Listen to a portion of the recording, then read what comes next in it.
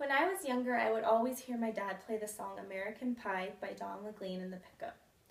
I loved the song automatically. It was catchy and had a good tune, and I just loved it. And as I grew older, I started to hang out with more people, and my friends were huge rock fans. So I would always sit there and I would sing the song, and I'd always say, "Oh, I know this one." And they would always question me and say, "Well, what's this song about?" I was stumped. So I took this as a perfect opportunity to figure out. I may not have been alive during the time, but I have done very extensive research on the subject, and I'm very knowledgeable now that I know and done my research. Today, I'm going to inform you on what the day the music died is. I'm also going to tell you about the artists that were involved, what they did and what they were famous for, and I'll tell you how it made a huge difference in American rock and roll history, and it impacted just the history of America in general. So the day the music died, which is the song lyric out of Don McLean's song American Pie, is about a plane crash that happened on February 3rd, 1959. The plane was carrying Buddy Holly, Ritchie Valens, and J.P. Richardson. They're really, well, CNN says they're three very famous artists that affected the music that we listen to today and completely even started in history rock and roll music. So now that we have a general idea of what happened and what it refers to and who the artists are, I'll talk a little bit more about who they are as artists and their individual things that they're famous for. So Buddy Holly is one of the most famous artists. He was the one that probably out of all of these you would know who he is. In the plane crash, he was famous for the black glasses. I don't know if that's a reference you guys have heard of, but there have been many parodies to it. They found them in the crash. And he's famous for his song Peggy Sue.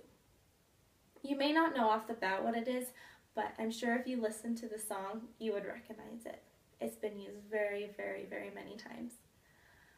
The second person in the crash was J.P. Richardson. He was famous for his voice on the Big Texas radio, and he also is famous for his hit record, Chanity Lace. He's a little less well known, but he had a huge role back then, and especially I bet your parents or your grandparents would know. There was also Ritchie Valens, and he's famous for Donna and for La Bama, and those are two kind of really dancing songs that everyone would listen to. J.P. Richardson, he was 28 years old when he died, and Ritchie Valens, he was only 17 during the crash. So now that we know a little bit more about the individual artists themselves, I think it would be really appropriate to talk about how the music actually affected America, affected the music we listen to, and why it's still so famous today. According to Gorman Edward, the rock and roll music that they started is still some of the most famous in the country, and everyone still knows it today. I don't know how accurate that is, but a lot of the songs, if you heard, you would get an idea of. So the death frightened America and changed it historically because people were so afraid that if three of the most famous people that were around then could be killed so instantly, it frightened America what could have happened to them. And that was a huge thing, and that showed how credible and how much impact these three artists had on the world then, also on rock music.